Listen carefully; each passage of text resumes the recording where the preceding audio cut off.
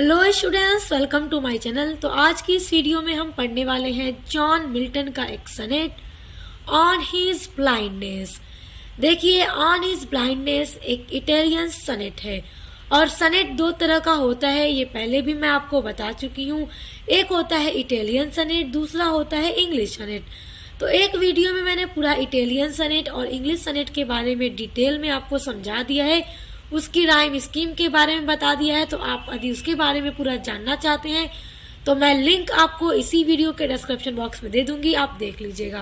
और देखिए, on his blindness BA second semester English literature के सिलेबस में प्रिस्क्राइब्ड है और आपके इंग्लिश लिटरेचर की क्लास शुरू हो गई है चैनल पे। उसके अलावा आपके BA सेकेंड सेमेस्टर के अदर भी जितने सब्जेक्ट हैं, जैसे कार्यालय हिंदी और computer, political science, sociology, education, history, human geography, जितने भी सब्जेक्ट हैं सभी की क्लास चैनल पे चल रही है। तो आप विजिट करके एक बार जरूर देखिए और पसंद आए तो सब्सक्राइब करके बेल आइकन को प्रेस कर लीजिए। तो चलिए बिना देर किए शुरू करते हैं आज की ये पोएम को पढ़ना। तो देखिए, सनेट में 14 लाइंस होती हैं, ये बात याद रखिएगा। सनेट हमेशा 14 लाइन की होती है। ऑन हिज ब्लाइंडनेस को स्टूडेंट्स सनेट 19 भी कहा जाता है।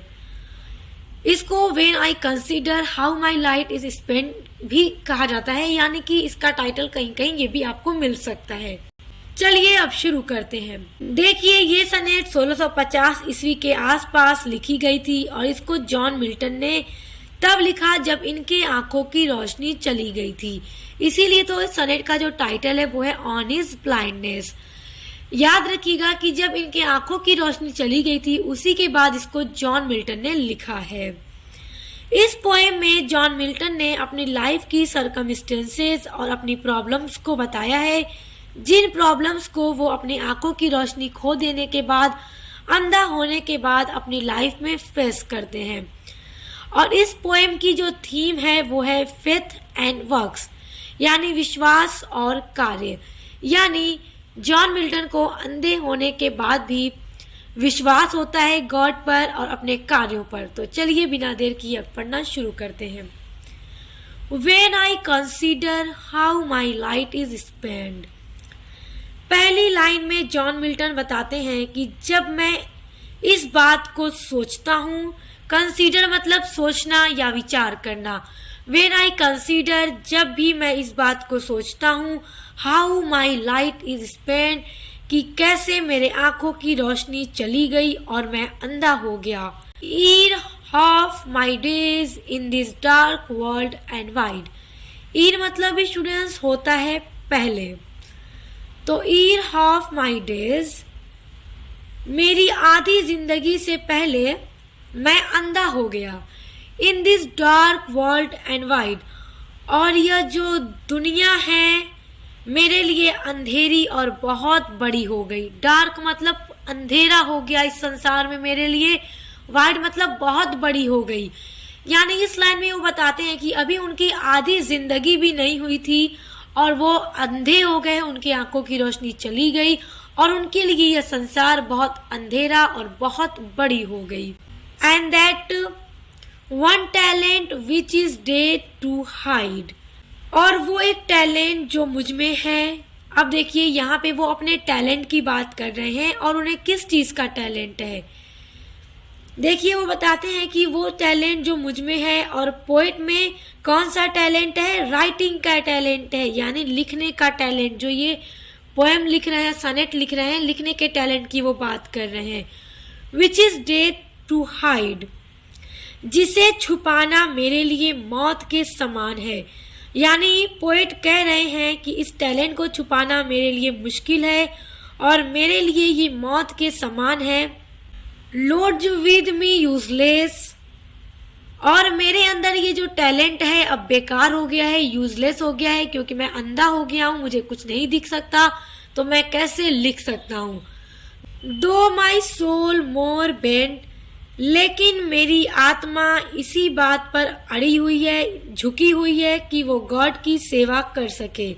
यानी अंधे होने के बावजूद भी उनका जो शरीर है वो गॉड की सेवा करना चाहता है। To serve therewith my maker, देखिए यहाँ पे ये कह रहे हैं कि उनकी जो आत्मा है इसी बात पर अड़ी हुई है, क्योंकि उन्हें लिखने का टैलेंट है, कि वो गॉड की सेवा करना चाहती है। मेकर यानी अपने बनाने वाले की, गॉड ने ही उन्हें बनाया, हम सभी इंसानों को गॉड ने बनाया है, तो वो गॉड की सेवा करना चाहते हैं। And present my true account list, और देखिए वो कहते हैं कि और उनकी आत्मा जो है मेरे जीवन के बारे में बताना चाहती है, यानी गॉड को बताना चाहती है कि कैसे मैंने जीवन का यूज किया है, और इसकी सच्चाई वो गॉड को बताना चाहती है। यानी कि अपने कार्यों के द्वारा वो बताना चाहती है गॉड को, मतलब उनकी आत्मा गॉड को, ईश्वर को ये बताना चाहती है कि उन्होंने अपने जीवन का यूज किस तरह से किया है। ही रिटर्निंग चाइल्ड, देखिए चाइल्ड मतलब होता है मजाक उड़ाना, ताकि वह मेरा मजाक न उड़ाएं, ताकि उनको ये ना लगे कि मैंने अपनी जिंदगी बेकार जी है, यानी उन गॉड को ना लगे कि उन्होंने अपनी जिंदगी बेकार जी है। पोएट, तो देखिए पोएट ब्लाइंड होने के बाद भी उनको इस बात का डर रहता है कि वह जो सारे काम अब नहीं कर पाएंगे जो गॉड उनके लिए बनाया है।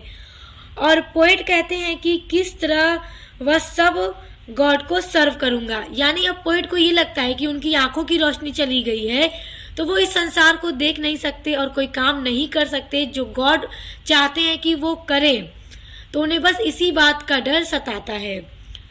Don't God exact day labour light denied, देखिए यहाँ पर पोएट कहते हैं कि क्या भगवान मुझसे आप वह काम कराना चाहते हैं जिसके लिए मुझे आंखों की रोशनी की जरूरत है, और वो भी तब आप मुझसे वो काम करवाना चाहते हैं जब आपने मेरी आंखों की रोशनी ले ली है।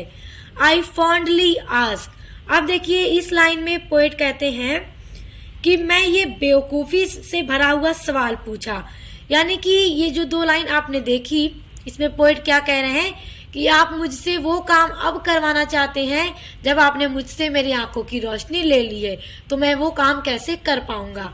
तो आई फॉन्टली आस्क, यानी अब वो इस बार अब यहाँ पे वो ये बता रहे हैं कि मैंने ये एक बेवकूफ़ी से भरा सवाल पूछ दिया, but patience to prevent that murmur, देखिए बट पेशेंस टू प्रिवेंट, लेकिन मेरे अंदर के सब्र ने मुझे बचाया। अब देखिए उनके अंदर का जो पेशेंस है, सब्र है, वो उनको बचा लेता है।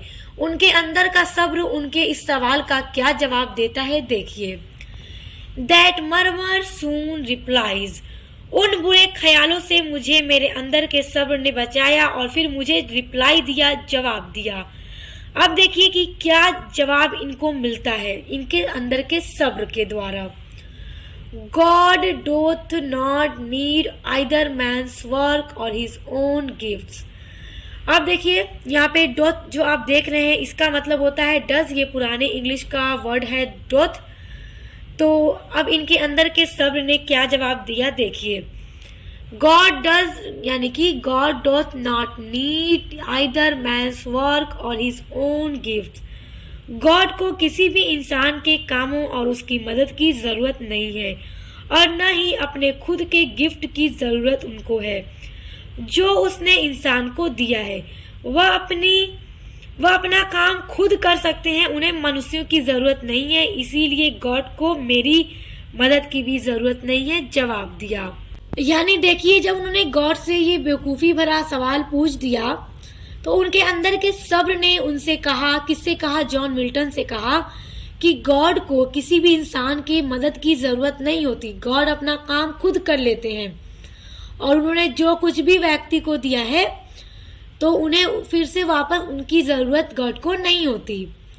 Who best bear his mild yoke, देखिए और कोई भी इंसान जो गॉड की कमांड पूरी करते हैं, दे सर्व हिम बेस्ट, तो वो उन्हें अच्छा सर्व करते हैं, यानी वो गॉड की अच्छी सेवा करते हैं, जो गॉड की कमांड को पूरा करते हैं, उनकी बात को सुनते हैं और करते हैं, तो वही गॉड के लिए बेस्ट होते हैं।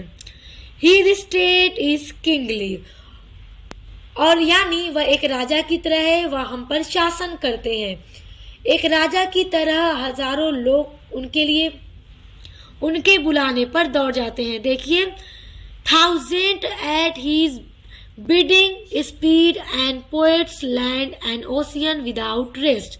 और जब गॉड किसी भी इंसान को अपनी तरफ बुलाते हैं तो हजारों की संख्या में लोग बिना रुके हुए तेज स्पीड के साथ दौड़ते हुए गॉड की तरफ चले जाते हैं।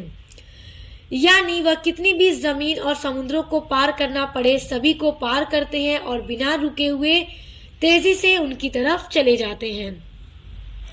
They also serve who only stand and wait। They also serve और वो लोग भी गॉड को सर्व करते हैं, गॉड की अच्छी सेवा करते हैं। Who only stand and wait जो केवल बैठे हुए हैं और इंतजार कर रहे हैं गॉड की कमांड का, तो वो भी गॉड को अच्छा सर्व करते हैं और गॉड के फेवरेट होते हैं और गॉड उनको भी पसंद करते हैं। तो अब देखिए इस सोनेट में जॉन मिल्टन ने अपने दर्द को बताया है कि किस तरह अंधे होने के बाद उन्हें इस बात का डर सता रहा था कि अगर गॉड कोई काम उनसे करवाना चाहे इस दुनिया में तो वो किस तरह से कर पाएंगे। तो वो गॉड से एक सवाल कर देते हैं जो अभी आपने पढ़ा कि आपने मेरी आंखों की रोशनी तब ले ली है जब आप मुझसे कोई काम करवाना चाहते हैं और जिसमें मुझे आंखों की रोशनी की जरूरत है और आपने मुझसे वो रोशनी ले ली है। तो बताइए ये कितनी तकलीफ से इस बात को बता रहे हैं। तो उनके अंदर के सब्र ने उनको किस तरह समझाया और वो किस तरह अपने आप को जॉन मिल्टन समझा लेते हैं कि गॉड को किसी इंसान की जरूरत नहीं होती और जब गॉड किसी की आंखों की रोशनी ले लेते हैं तो फिर कभी उनसे ऐसा कोई काम नहीं करवाते जिससे उसके लिए उन्हें आंखों की रोशनी की जरूरत पड़ जाए। तो इस तरह वो अपने आप को समझा लेते हैं और इस बात को एक्सेप्ट कर लेते हैं कि अंधे होने के बाद भी यदि मैं जो भी काम करूंगा तो वो मैं गॉड को सर्व कर रहा हूं और गॉड के वो भी फेवरेट होते हैं। तो आई होप आपको ये पोएम बहुत अच्छी लगी होगी। इसमें जॉन मिल्टन ने अपने दर्द को बताया है और बहुत सिंपल सी ये पोएम है, बस छोटी सी है। आई होप आप इसको समझ गए होंगे। तो देखिए आपके सिलेबस में और भी जितने पोएम्स दे रखी हैं सब पर वीडियो मैं अपलोड कर दूंगी और let me not to the marriage of true minds है विलियम शेक्सपियर का, उस पर वीडियो मैंने अपलोड कर दी है, तो आप चेक करके पढ़ लीजिएगा चैनल पे। और जिनका ऑब्जेक्टिव टाइप पेपर होता है उनके लिए objective type model paper upload करूंगी और जिनका सब्जेक्टिव होता है जिसमें एक्सप्लेनेशन डिफरेंस कॉन्टेक्ट दिया जाएगा, समरी दी जाएगी, सेंट्रल आइडिया दिया जाएगा, तो वो सब वीडियो भी मैं जल्द अपलोड कर दूंगी ताकि आप अपने एग्जाम की तैयारी करते रहें। आप चाहे किसी भी यूनिवर्सिटी के हो, सभी के लिए हेल्पफुल होगा।